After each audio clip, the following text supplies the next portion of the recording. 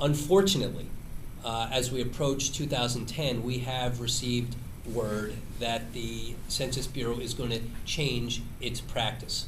More specifically, it is planning on sending English-only advance letters to households, or in specific circumstances, merely bilingual, focused on Spanish language only in terms of to certain census tracts when it comes to sending out its advance letters. To Supervisor Chiu, to myself, to Vincent, that would be a travesty, not only for the diverse population of the city and county of San Francisco, but for diverse populations throughout this country.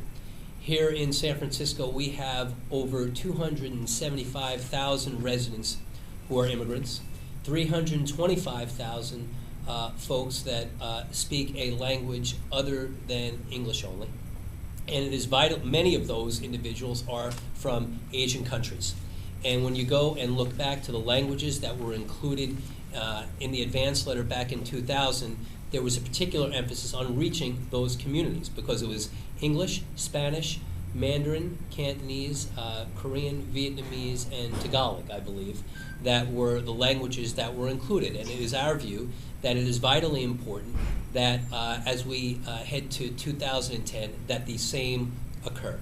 That is the only way to ensure that we get an accurate count of all of our residents and protects funding and electoral representation that the residents of this area are entitled to. And that is why Board President Chiu and I sent a letter last week to the Census Bureau advising them of our concern and making it quite clear that it is important that they review their decision, and in the event that they do not, we will investigate all steps and all potentialities to make sure that we adequately protect the interests of the city and county of San Francisco. A couple of things that I'd like to add that Mr. Herrera did not go over.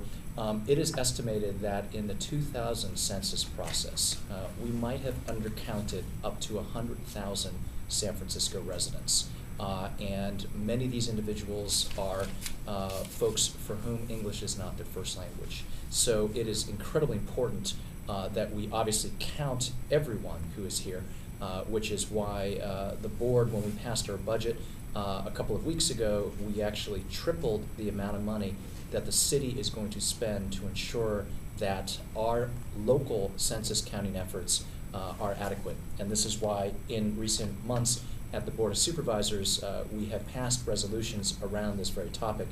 I'm going to be introducing a resolution this afternoon at the Board of Supervisors on this specific topic, calling for our Federal Census Bureau to have an inclusive and multilingual advance letter in the 2010 census.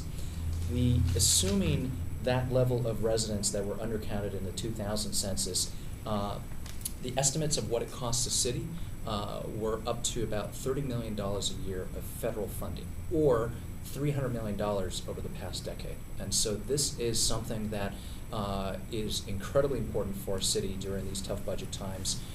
We cannot afford to undercount, and that is why I thought it made a lot of sense, and I know the mayor and my colleagues agreed that the city should make at least a small investment of money for staff run by Adrian Pond, who's in the corner, out of our city administrator's office and our office of civic engagement and immigrant affairs to again reach out to all pockets of our community. About 61% of the immigrants in our city are from Asian countries. Another 21% are from Latin America.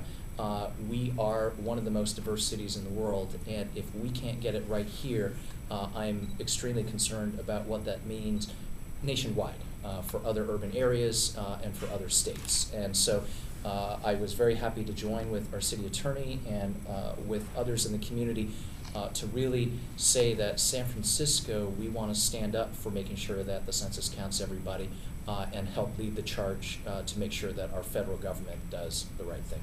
I think we've heard a little bit about why the census is so essential. It affects electoral representation. It affects the amount of federal and state resources that come to our city. But I think some context is also helpful. The census is one of the oldest ongoing forms of mass institutional discrimination. And when I say that, it's because that we know that the groups that tend to be undercounted are minorities, are immigrants, are limited English proficient communities.